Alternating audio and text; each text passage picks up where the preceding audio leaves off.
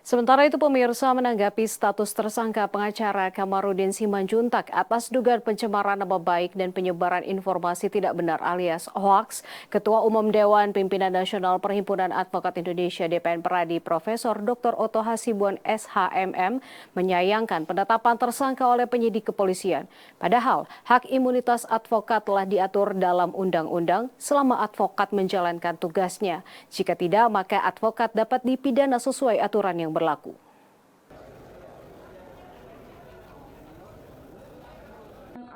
Perhatian masyarakat disita atas kasus perseteruan antara Direktur Utama PT Taspen Ans Kosasi dengan sang istri Rina Lowi yang belakangan ini viral di media sosial.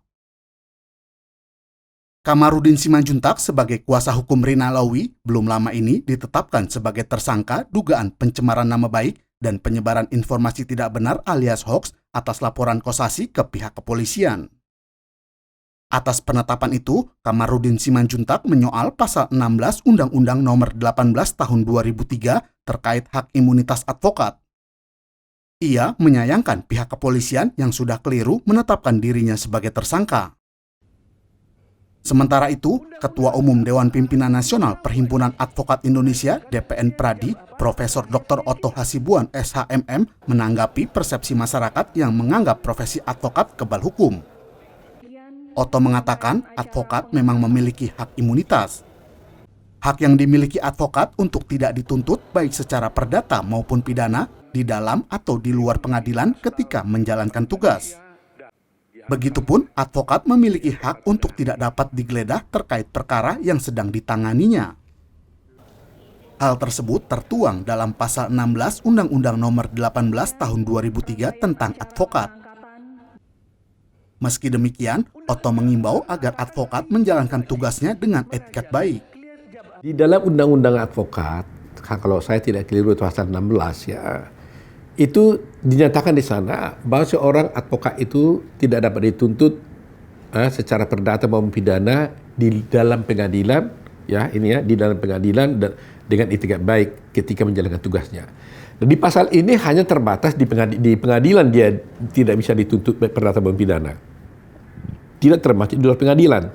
Tapi kemudian ada putusan Mahkamah Konstitusi, ya, yang memperluas kewenangan itu. Di mana di dalam putusan Mahkamah Konstitusi mengatakan bahwa tidak saja di dalam pengadilan dia tidak bisa dituntut baik perdata maupun pidana, tapi juga di luar pengadilan juga dia dilindungi. Nah ini juga diatur juga di dalam undang-undang tentang bantuan hukum cuma-cuma.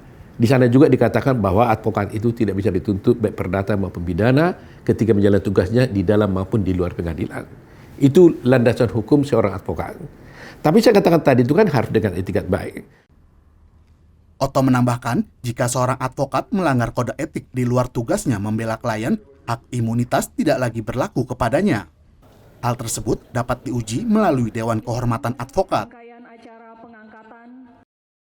Di samping hak-hak advokat yang diatur dalam undang-undang, advokat juga memiliki kewajiban untuk menyimpan rahasia kliennya. Jika tidak, advokat dinilai melanggar dan dapat dipidana sesuai hukum yang berlaku.